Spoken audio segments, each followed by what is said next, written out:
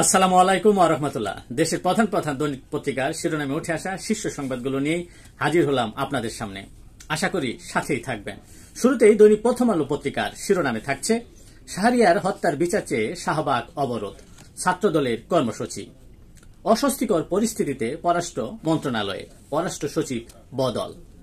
গণভোটে জুলাই সনদ চূড়ান্ত করার প্রস্তাব, জামায়াত ইসলামীর ঐক্যমত্য কমিশনের সাথে বৈঠক। সশস্ত্র বাহিনীর চাকরিচ্যুত সদস্যদের কর্মসূচি স্থগিত, দাবি পূরণের আশ্বাস। সাবেক সেনা সদস্যদের বিক্ষোভ নিয়ে আইএসপিআর এর বক্তব্য।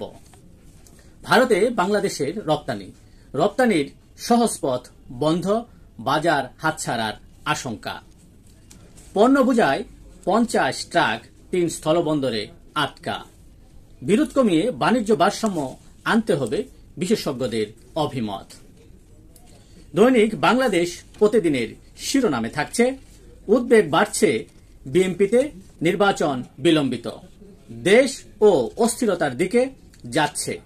বিএনপির স্থায়ী কমিটির সদস্য আমির খসরু মাহমুদ চৌধুরী। সশস্ত্র বাহিনী মানুষের পাশে ভালোবেসে, দিনভর বিক্ষোভ সশস্ত্র বাহিনীর চাকরিচ্যুতদের। সন্ধ্যায় আন্দোলন স্থগিত। ঐক্যমত্য কমিশনে সংলাপ, জুলাই সনদ চূড়ান্তে গণভোট চায় জামায়াত। বাংলাদেশ ভারত বাণিজ্য ডেডলক, বহুমুখী বিক্ষোভে অচল অবস্থা। সাম্য হত্যার বিচার, ইসরাক সমর্থকদের ডিএনসিসি ব্লকেট, কলম বিরতিতে এনবিআর, শেয়ার বাজারের দরপতনে বিক্ষোভ, ফের অবস্থান কর্মসূচি পলিটেকনিক শিক্ষার্থীদের। দৈনিক ইত্তেফাকের শিরোনামে যা থাকছে 2,30,000 কোটি টাকার এডিপি অনুমোদন। আন্দোলনের শহর ঢাকা, সাম্য হত্যা, নগর ভবনে তালা, চাকরিচ্যুত সেনাবাহিনী সদস্যদের আন্দোলন। দেশে 3 মাসে বেকার বেড়েছে 60,000, পরিসংখ্যান ব্যুরোর প্রতিবেদন। জুলাই সনদকে আইনি ভিত্তি দিতে গণভোট চায় জামায়াত। প্রশাসনিক শূন্যতায় 7 কলেজ। হত্যার চেষ্টা মামলায় অভিনেত্রী নুসরাত ফারিয়া গ্রেফতার। দৈনিক কালের কণ্ঠ পত্রিকার শিরোনামে যা থাকছে 25,000 কোটি টাকা গায়েব, দরবেশের মরিদ হিরো সিন্ডিকেটের কবলে পুঁজিবাজার। বাজেট 2025-26, ধনীদের কর বাড়ছে, ডেইরি পোল্ট্রিতে কর সুবিধা বাতিল। ইকোনমিস্টকে প্রধান উপদেষ্টা ড মোহাম্মদ ইউনূস, নির্বাচন হতে পারে ডিসেম্বরে, তবে 26 জুনের পর নয়। ভারতের বিধিনিষেধে রপ্তানি নিয়ে শঙ্কা।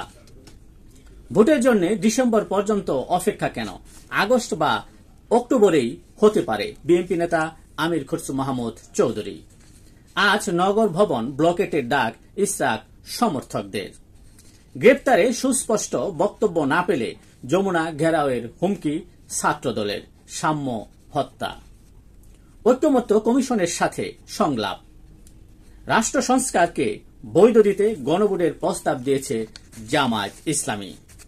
আজকের আন্তর্জাতিক শিরোনামে যে খবরগুলো থাকছে তার মধ্যে শুরুতেই থাকছে ট্রাম্পের মধ্যপ্রাচ্য সফর। যুক্তরাষ্ট্রের জন্য ভূ রাজনৈতিক পরিবর্তন আসতে পারে। ভারত পাকিস্তানের রাজনীতি, সাম্প্রতিক সংঘাতের প্রভাব কি, এই নিয়ে একটি প্রতিবেদন ছাপা হয়েছে আজকে। পাকিস্তানের সঙ্গে আলোচনা নয়, তবে যুদ্ধবিরতি চলবে। ভারত নিষেধাজ্ঞা মুক্ত সিরিয়া কি আঞ্চলিক স্থিতিশীলতা আনবে, এই নিয়েও একটি প্রতিবেদন ছাপিয়েছে দৈনিক পত্রিকাটি।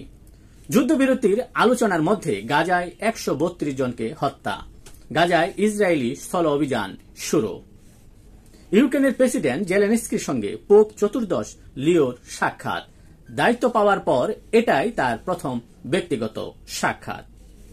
আজকের বিনোদন জগতের যে সকল খবর থাকছে তা এক নজরে দেখে নেওয়া যাক।